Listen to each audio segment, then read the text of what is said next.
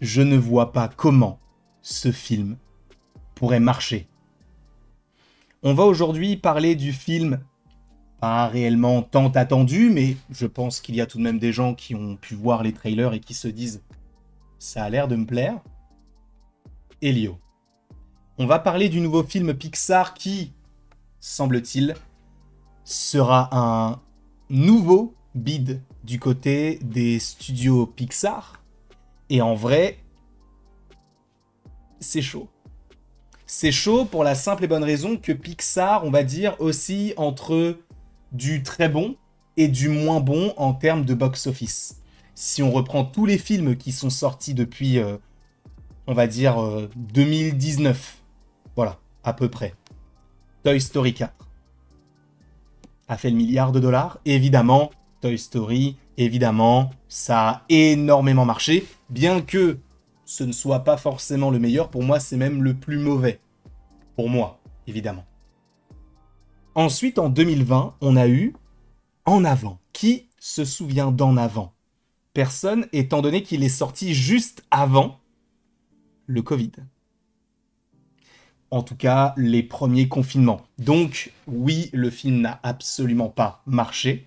Pourtant, l'histoire et le film est en soi plutôt intéressants. Mais dans sa globalité, on va dire que c'est un échec cuisant, aussi dû au confinement. En 2020, on a eu aussi Soul, alors, qui a été un succès critique, évidemment. Il a reçu même l'Oscar du meilleur film d'animation en 2021, si je ne dis pas de bêtises. Et on peut même préciser quelque chose, c'est que ce film est sorti sur Disney+. Donc en termes de rentabilité, on n'a pas véritablement de chiffres. Mais étant donné le prix qu'il a dû coûter, je vous rappelle qu'en général, les films du côté de Pixar tournent autour de 150 à 200 millions de dollars. C'est de l'animation, ça coûte extrêmement cher. Il y a des moyens techniques, il y a des techniciens aussi à payer. Eh bien, Soul, logiquement, n'est pas rentable, puisqu'il n'est sorti que sur Disney+. Tout comme, malheureusement, Luca, que je porte évidemment dans mon cœur. Le film Luca n'est pas rentable, sorti sur Disney+. En 2022, on a eu 2 bids monumentaux. Dans un premier temps, on a eu Alerte Rouge qui, au niveau de la critique, était plutôt intéressant. Moi, j'ai vraiment bien aimé Alerte Rouge. Et évidemment, il est sorti sur Disney+. Et celui qui était censé, on va dire, relancer l'industrie de Pixar, Buzz l'éclair, a été le plus gros échec commercial de Pixar. Avec, je crois, 200 millions de dollars au box-office. Pour moi, le film est... Bon, je ne vais pas revenir dessus. Il est très mauvais. Voilà. Et 2022, donc, on sort de plusieurs échecs d'affilée. Je vous rappelle que Pixar appartient à Disney et une pression est mise de la part de Disney envers Pixar pour faire ce qui avait été fait auparavant. Et en fait, le truc, c'est que tous les films que je vous ai cités depuis le Covid ne sont que des films originaux. Soul, Alerte Rouge, Luca, bon, Buzz l'éclair, c'est un petit peu particulier, mais il est issu de l'histoire de Toy Story, mais en vrai, c'est un premier film. Et on a aussi eu En Avant, enfin bref. Tous les films qui sont sortis étaient des projets originaux. Donc en vrai, on ne peut pas dire que Pixar ne fait que des suites. En revanche, du point de vue du contexte dans lequel nous étions avec le Covid, et du point de vue des films qui sont sortis, vous pensez vraiment que Disney va dire à Pixar, quoi, vos films indés là, comme Elio, vous allez continuer, évidemment. Évidemment qu'ils vont arrêter, ou en tout cas minimiser les choses. Parce que Elio n'a pas coûté 150 ou 200 millions. Selon les premières estimations, le film a coûté 300 millions de dollars. Et tu vas me dire, mais comment c'est possible? Je vous rappelle que le premier trailer d'Elio est sorti en 2023, en juin 2023. Le film sort en juin 2025, 2 ans après le premier trailer. Alors tu vas me dire, c'est vrai que c'est un peu particulier. En fait, le truc, c'est que le film commençait. ils ont dévoilé un premier teaser où, ce qui est intéressant, on voyait ce personnage-là avoir très peur des aliens et ne pas vouloir...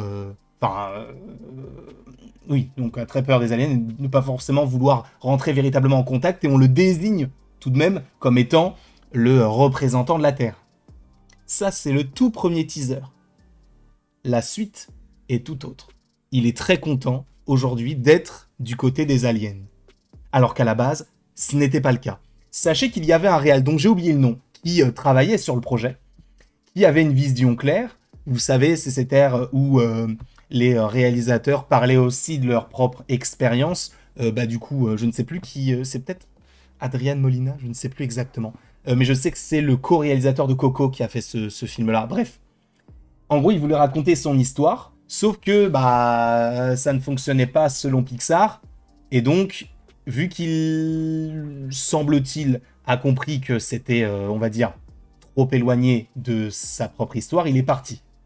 En tout cas, c'est ce qu'on peut en dégager. Parce qu'il est parti, et son film ne ressemble plus du tout à ce qu'il était au début. Depuis, il y a eu 2 réalisatrices, donc qui travaillent en co-réalisation, quoi. On a Domichi, à qui nous devons Alerte Rouge et Bao, et une autre réalisatrice que je ne connais pas. Mais en gros, elle s'occupe d'Elio maintenant, pour un peu réparer les pots cassés. Parce qu'en fait, le truc, tu vas me dire, mais pourquoi est-ce que ça a coûté si cher? Quel rapport avec le fait qu'ils aient changé de réal et tout? Bah, tout simplement parce qu'à la base, le film était censé sortir en mars 2024. On est en juin 2025, on n'a toujours pas le film. Il sort d'ici quelques temps, mais actuellement, on l'a toujours pas. Donc, on se dit, c'est un peu particulier quand même. C'est un peu dommage. C'est un peu dommage, et qu'en est-il? En fait, le truc, c'est qu'ils avaient déjà mis beaucoup de moyens pour la première version, sauf que vu que tout a changé, vu qu'ils ont recommencé à travailler sur le projet, forcément, ça prend du temps, et le temps, c'est de l'argent. Donc forcément, ils ont mis de l'argent encore, à tel point qu'aujourd'hui, il aurait coûté, a priori, 300 millions de dollars. Sachez que, si je ne dis pas de bêtises, c'est le film d'animation le plus cher de l'histoire. Alors, tu pourras me dire, il y a quand même eu celui-ci, les chiffres ne sont pas les bons. En tout cas, ce sont les chiffres que j'ai trouvés. Voilà. Alors, tu vas me dire, oui, mais depuis, c'est vrai qu'il y a eu... Ah, c'est vrai qu'on n'avait pas fait la continuité. En 2023, il y a eu Elemental. Elemental, lui, il a été à peine rentable. Mais c'est une belle surprise parce que personne ne l'attendait. Et en 2024, évidemment, on a eu Vice Versa 2 qui a fait... qui était le film numéro 1 au box-office en termes d'animation dans l'histoire du cinéma d'animation. Il a été dépassé par Neza 2. Bref, en tout cas, Elio ne sera pas rentable. En fait, pour être rentable, il faudrait que le film fasse 2 à 3 fois le budget du film. Sauf que il a coûté 300 millions. Et étant donné le peu de gens qui en parlent, le peu de retours qu'on a autour du film, à mon avis, c'est mort.